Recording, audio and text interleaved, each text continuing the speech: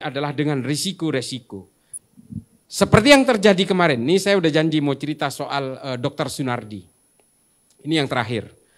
Hari ini kita betul-betul, negara hari ini betul-betul dihakimi oleh kelompok-kelompok yang menurut saya punya pemahaman bahwa terorisme itu identik dengan Islam. Terorisme itu tidak ada agamanya. Tidak ada agama yang menganjurkan terorisme dan ekstremisme, apalagi Islam. Nah, mereka ini yang melakukan pembelaan terhadap Dr. Sunardi ini adalah orang yang masih menganggap bahwa terorisme itu adalah bagian dari Islam. Coba bayangkan, ketika ada penangkapan di tubuh MUI misalnya, ini orang-orang yang mengaku sebagai ulama itu selalu yang paling bereaksi duluan. Ini kan aneh.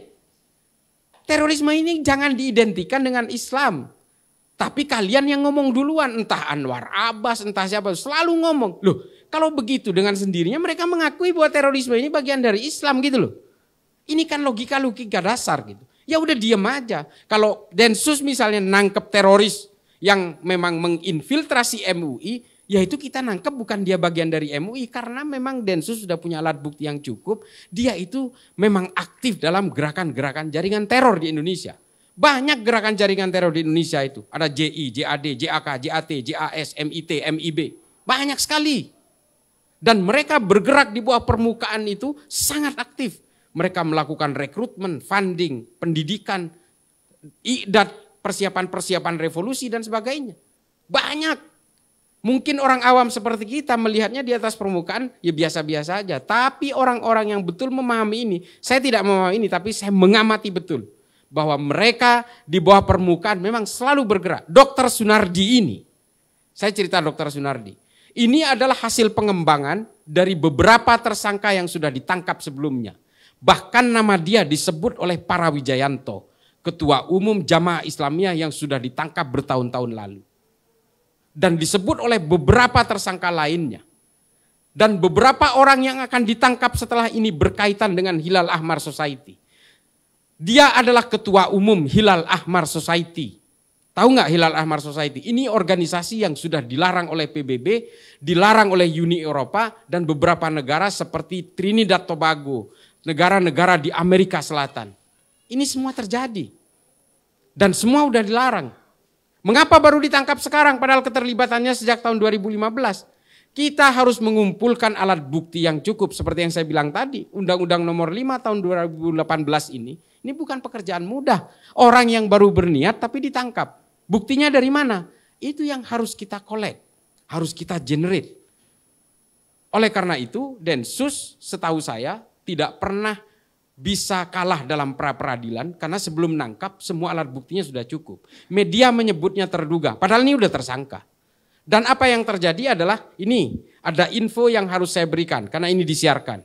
Ini karena serangannya terlalu banyak seolah-olah Dr. Sunardi ini lumpuh harus pakai tongkat, nggak mungkin dia melakukan perlawanan. Dia bisa berjalan.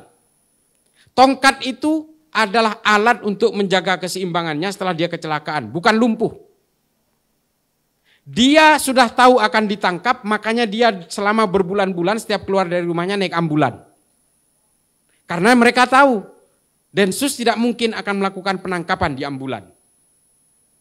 Densus tidak mungkin melakukan penangkapan di rumahnya karena dia buka praktek dokter di rumahnya.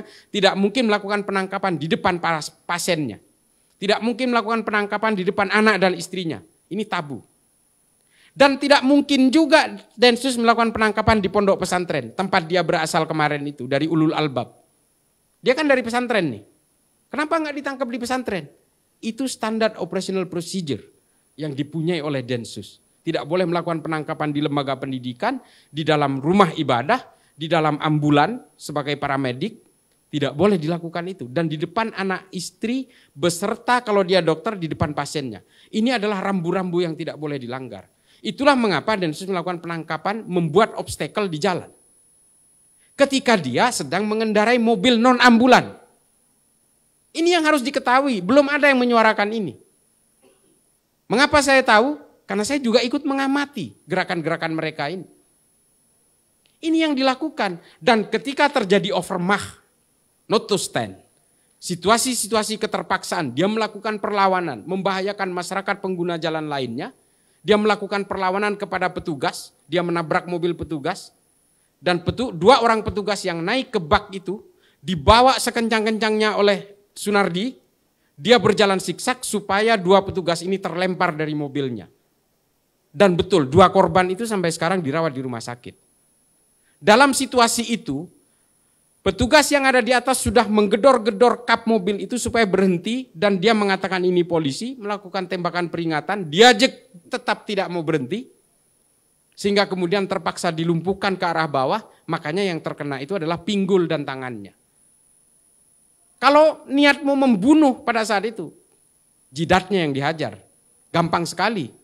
Kalau dari belakang itu, kalau orang nyetir, yang nongol itu kepalanya. Tapi petugas masih berusaha untuk menembak tetap ke arah bawah. Tapi ajal berkata lain. Ini yang tidak diketahui oleh publik, lalu publik melakukan asumsi-asumsi seolah-olah ini memberangus umat Islam. Tidak ada hubungannya Islam dengan terorisme. Islam tidak pernah mengajarkan terorisme. Yang mengajarkan ini hanya kelompok Khawarij dengan segala kelicikannya.